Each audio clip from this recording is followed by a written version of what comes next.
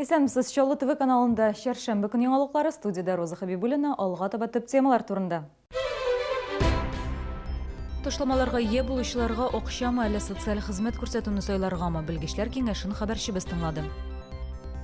Кара бодайның бәясе атна эчендә 40%-ка диярлек арткан, антимонополия хезмәтенә күп санлы мөрәҗәгатьләр булган. Тәнәфес вакытында репетицияләре шәһәр укытучылары җыр моңда үз осталыкларын күрсәтте. Бу җан азыгы безгә. Бу безгә ял итү. Без сөйнә рәхәтләндереп җырлыйбыз. Яңа елда социаль ташламаларга ие булучылар саны арткан. Социаль хезмәтләрдән 37 мең шәһәрдәшебез файдалана ала. Әмма аларның яртысыннан артыгы акча алуны кулай күрә. Бүген төрле өлкә белгечләре дару һәм санатор курорт дәвалавының өстенлекләре хакында сөйләде. Социаль хезмәтләр җыелмасының бәясе 1 февральдән 5,5%-ка индексацияләнде. Бүген ул 1050 сумны тәшкил итә. Ташламаларга ия булучылар бу акчаларны ай сайын ала, яки акча урынына социаль хезмәт күрсәтүне сайларга мөмкин. В набор социальных услуг входит лекарственное обеспечение, проезд железнодорожным транспортом и вообще транспортом до места лечения.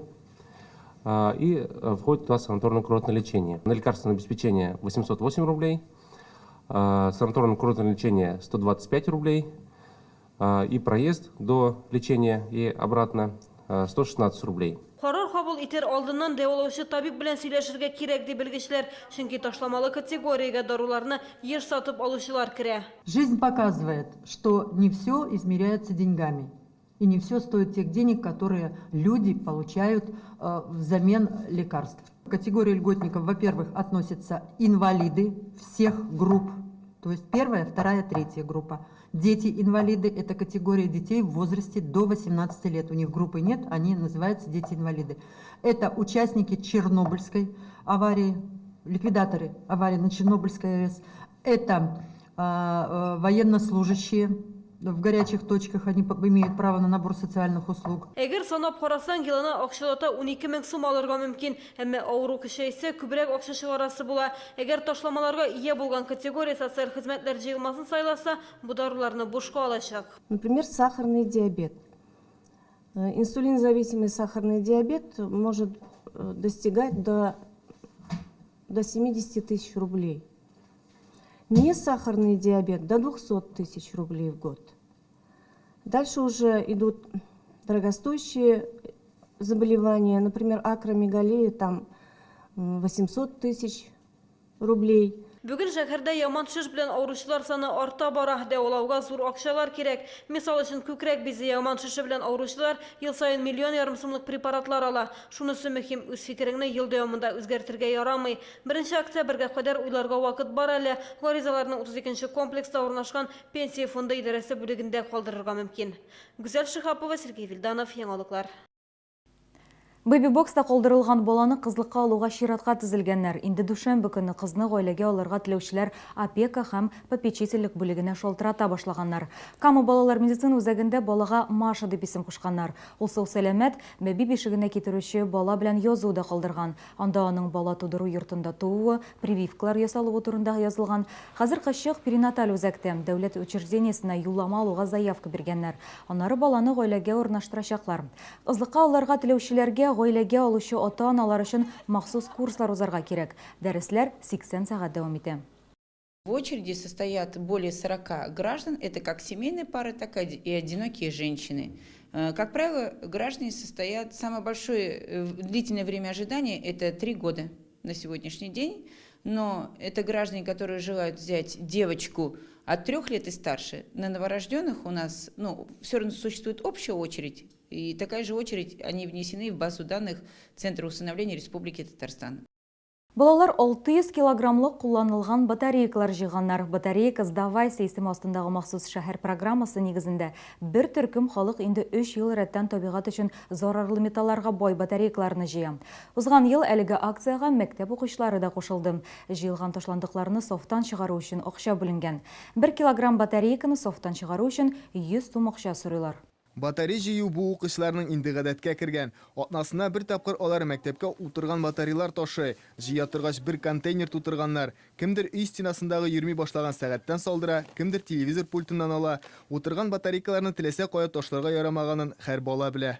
Там есть металлы, очень вредные металлы, ртуть, медь, цинк. Они могут вызывать заболевания и уничтожать природу. Если их выбрасывать в обычный мусор, они заражают почву и реки. Пагубно влияют на окружающую среду. Уку елы башында 50 мәктәптә махсус контейнерлар урнаштырылды. Шул контейнерларда берничә ай эчендә 6 центнер уңыш җыелган. Укучылар гына түгел, һәр ата-ана шулай ук мәктәпкә килгән сайын үзе белән утырган батарея алып килә. Мы собираем батарейки. Без батареяларны мәктәпләрдән җыябыз. Әлеге батареялар бер партияга тупланып, кабаттан эшкәртелү өчен Чиләбе заводына юллана. Батареяларны дөрес итеп сафтан чыгару беренче чиратта әйләнә-тирәне пычратмау өчен кирәк. Гади чүплеккә тотып атылган чиракта табигатькә шактый зыян килә. Бер батарея таркалып янганда чыккан зыянлы матдәләр 20 квадрат метр җирне пычрата. Ә сафтан чыгару дөрес итеп башкарылса, иске батареялардан әле яңа төр чималда ясап булачак. Мы планируем, что Киләчәктә без утырган батареяларны балалар белән генә түгел, ә бөтен халык белән бергә җыю эшен оештырырга телибез. Инфраструктураны һәр кеше иске батареяларны торак коммуналь хуҗалык идарәләренә алып барып тапшыра алырлык итеп килергә кирәк. Шәһәрдә әлеге иске батареялар тапшыру урыны берничә. Мәктәпләрдән тыш экология идарәсенә алып барырга була. Адресы Җиңүгә 40 ел урамы 64-нче йорт. Шулай ук Эссен кибете янында кызыл төстәге махсус контейнерлар урнаштырылган. Куналган батареяларны куркынычсызлык өчен бу шешәгә тыгып алып бару киңәш ителә. Районур Аграмтинов, Ксения Антонова, Ленар Султанов, Яңалыклар. Кара бодайның 1 килограммы 56 сумнан 97 сумга кадәр күтәрелгән. Монополиягә каршы хезмәт әлеге сорау буенча халыктан күп санлы мөрәҗәгать кабул иткән. Бәйләрнең артуын берничә супер һәм гипермаркетта күргәннәр, шул исәптән Чаллыда да. Монополиягә каршы хезмәт тикшерү уздырам. Кайбер сәүдә шелтәрләрендә дөрестән аларның чамадан тыш артык булуын ачыклый. Хәзер әлеге кибетләргә карата тикшерү эше дәвам итә.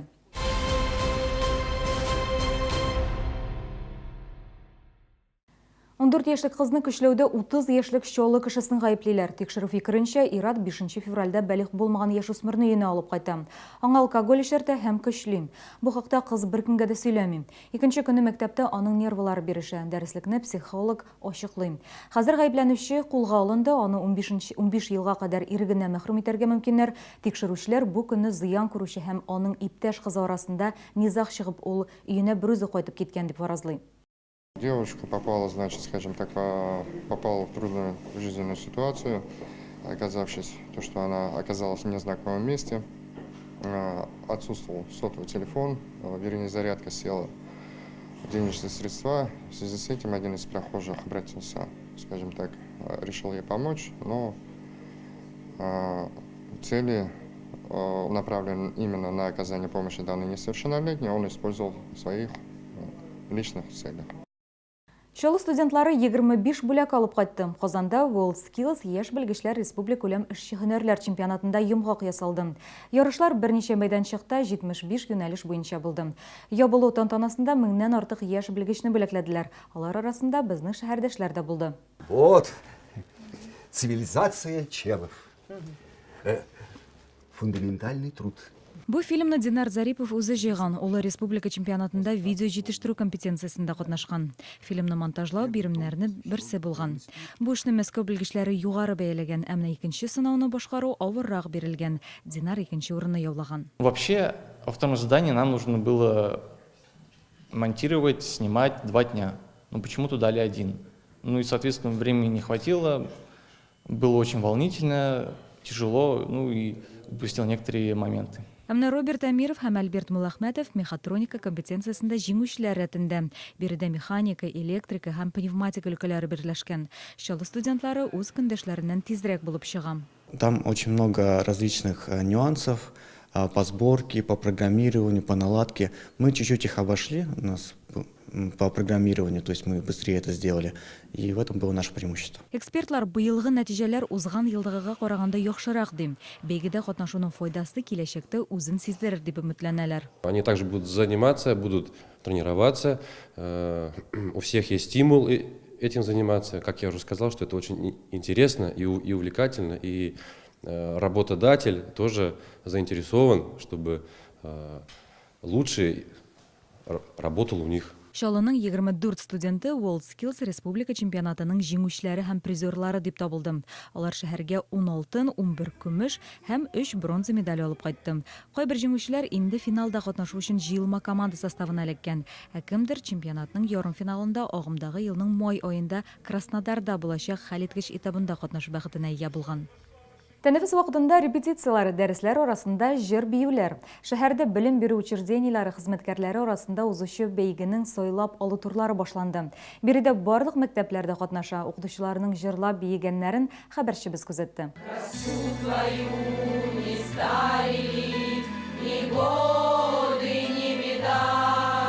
30-нчы мәктәп яңа ачылды, хорда күптән түгел генә эшли. Коллективта 30-га якын педагог, бу әле тулы состав түгелде җитәкчесе.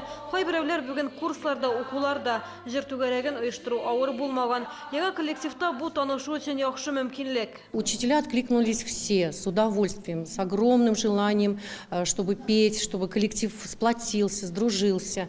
Ну и, конечно, песня объединяет, и мы с удовольствием занимались, репетировали. И вот сегодня уже наше первое выступление. Мы очень рады, потому что коллектив участвовал практически все, не только предметники, и администрация у нас, и директор вместе с нами. Репетициялар тәнәфес вакытында һәм сменалар арасында узган, дәресләрдән соң бергәләп җыр сүзләрен өйрәнгәннәр. Бу нервларны тынычландыруның бер чарасы ди педагоглар. Мин бу конкурста 5-нче тапкыр инде.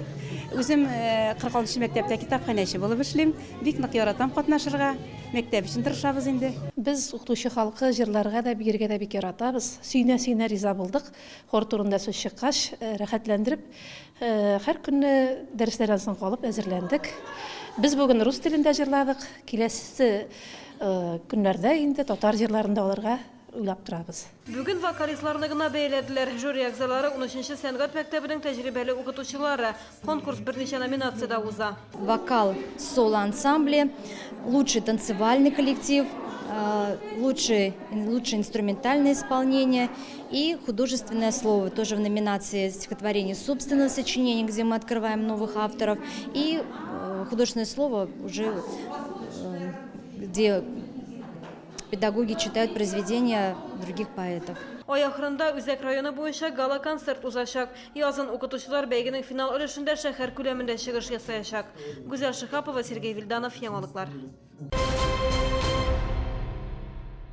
Бір матч дәвамында 11 алқа кеше Чаллы хоккей командасы Ростовлылар белән уйнады. Җиңүчене бер алка билгеләде. Кунаклар үзләрен уен башында күрсәтте. Беренче периодның 9-нчы минутында Василий Шутов гол кертте. 1 минутта да узмады, Рафаэль Гәрәев исәп-хисапны тигезләде. Шул рәвешле көндәшләр бер артлы алка кертүләрен дәвам итте. 3нче периодта исәп 5-5 булганда Ростов уенчысы тагын бер гол кертте. 5-6 исәбе белән кунаклар җиңде. Бүгенге менә шулар, мин сезнең белән сау булашам, исән-имин булыгыз.